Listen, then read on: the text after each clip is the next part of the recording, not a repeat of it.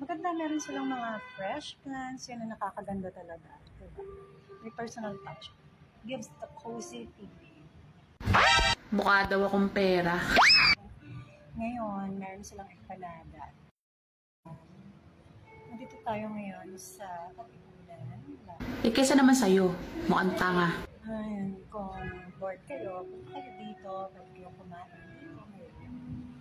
Ano, nag-breakfast lang ako. And sarap ng food nila. Okay, meron silang, ano dito, chef.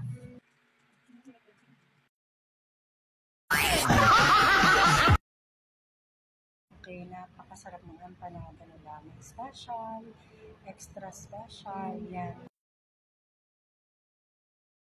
Mag-check sa online, yan, yung Agoda, para makuha mo yung rate na pinaka-maximum na discounted price. Yan, from 1,400 pesos.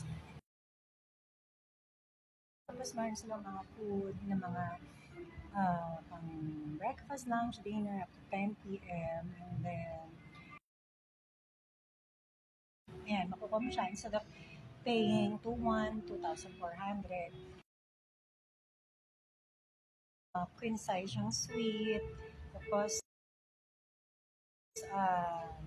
pwede ka pang mag-additional ng isang adult. Okay, kung tatlong adult, 750. Yan, yung additional.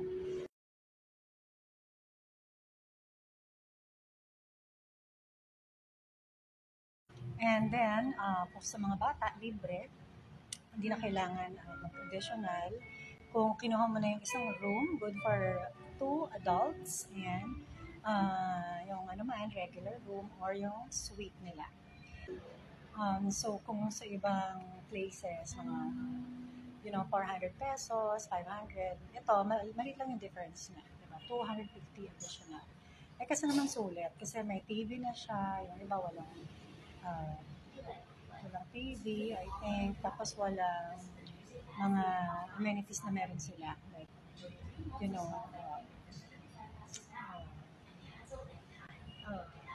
yung mga gym, gano'n, wala.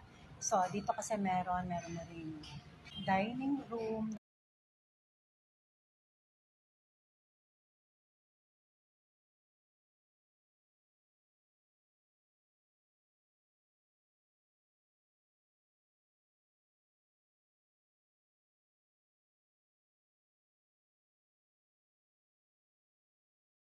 Nobody